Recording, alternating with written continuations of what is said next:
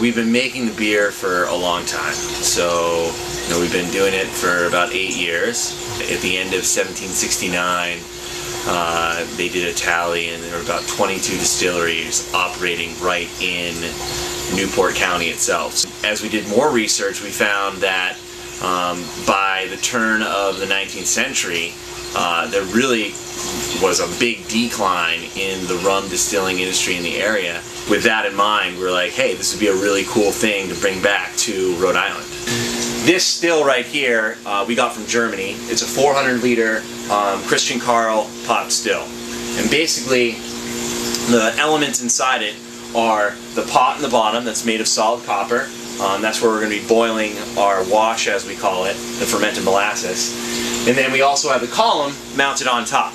And basically the idea with the column is it's going to help increase the alcohol percentage coming off the still and clean up the spirit while retaining a lot of the aroma and things that you're trying to get from the molasses that you've used in the fermentation and now in the distillation process. As a small distiller, artisanal distiller if you will, having a design like this is very important. So once our stuff is evaporated out of the pot, it makes its way up through the plates and then over to our condenser, and then the condenser is what's going to condense the ethanol back down and allow it to go back into liquid form, and we collect it where we're going to either redistill it or put it in the barrels. So these are our barrels back here, and this is where one of the bigger things in this whole process is happening.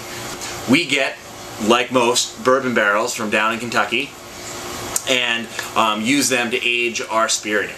There's quite a bit of flavoring and obviously the color as well that are coming from these barrels, and so a lot of people will say that this is actually the most important step in making a spirit because this is where most of the flavor changes are occurring.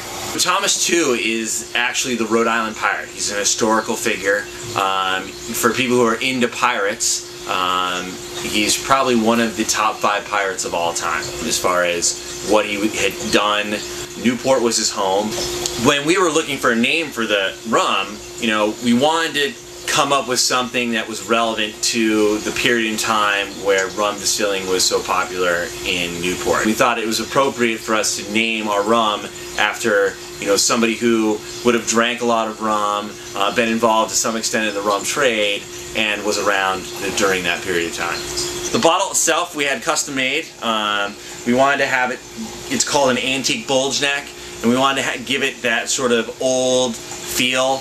And we also thought it'd be appropriate if we sealed it in wax. Each one of the bottles gets hand filled, and then we'll take the bottle, put the bar top on it, and then dip it upside down into our wax where it gets the wax seal on it.